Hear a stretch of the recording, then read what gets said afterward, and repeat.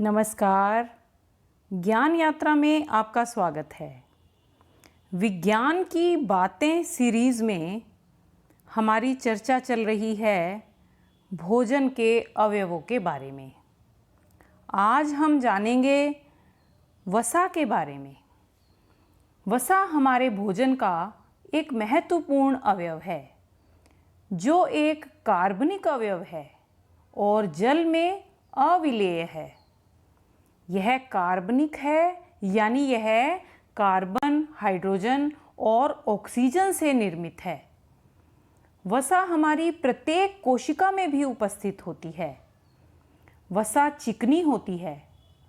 शरीर में उपस्थित ठोस वसा को चर्बी और द्रव वसा को तेलीय वसा कहते हैं। भोजन में ग्रहण की जाने वाली वसा वनस्पति और जंतु दोनों से ही प्राप्त होती है। सरसों, मूंगफली, तिल, नारियल, जैतून से प्राप्त तेल वनस्पति वसा के उदाहरण हैं। इसके अलावा मेवे और ड्राई फ्रूट्स जैसे काजू, बादाम, अखरोट आदि में भी वसा उपस्थित होती है। दूध, अंडा, मांस और मक्खन में उपस्थित वसा जंतुओं से प्राप्त वसा के उदाहरण हैं। वसा शरीर को ऊर्जा देने के अतिरिक्त और भी महत्वपूर्ण कार्यों को संपादित करती है। वसा हमारी त्वचा के नीचे संग्रहित होकर हमारे शरीर को सुडौल बनाती है, लेकिन अत्यधिक वसा युक्त भोजन के सेवन से शरीर बेडौल हो जाता है। क्या आपको लगता है उपवास और वसा का कोई संबंध है? उपवास के समय हमारे शरीर में संग्रहित वसा ही हमें ऊर्जा देती है।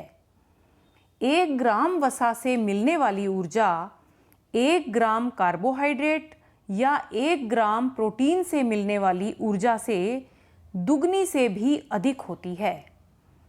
1 ग्राम वसा से 9 कैलोरी ऊर्जा मिलती है, जबकि 1 ग्राम कार्बोहाइड्रेट या 1 ग्राम प्रोटीन से 4 कैलोरी ऊर्जा मिलती है। वसा से हमारी मांसपेशियां भी मजबूत बनी रहती हैं। वसा के अधिक सेवन से उच्च रक्तचाप और हृदय रोगों की संभावना बढ़ जाती है, और वसा के अधिक सेवन से मोटापा भी आता है।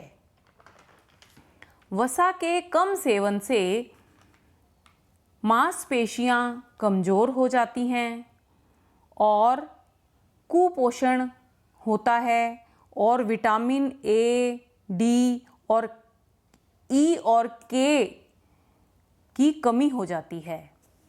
आप बताइए, खाया तो तेल घी नहीं और विटामिन की कमी कैसे हुई? क्या ये विटामिन वसाओं में होते हैं? नहीं, ये विटामिन वसा में घुलनशील होते हैं। जब शरीर में वसा की कमी होगी तो आप कितना भी विटामिन लें जो वसा में घुलनशील हो, उसका लाभ शरीर को नहीं मिल पाएगा।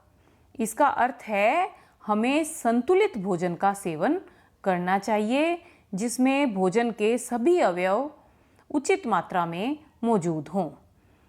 वसा का परीक्षण हम एक साधारण सी विधि से कर सकते हैं। इसके लिए आवश्यकता होती है सिर्फ एक कागज की।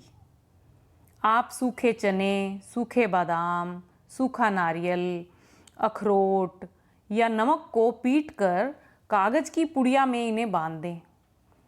जो कागज चिकना हो जाएगा, उसमें वसा उपस्थित होगी। मैं उम्मीद करती हूँ आपको वसा के बारे में अच्छी सी जानकारी प्राप्त हो गई है। आज के लिए इतना ही। धन्यवाद।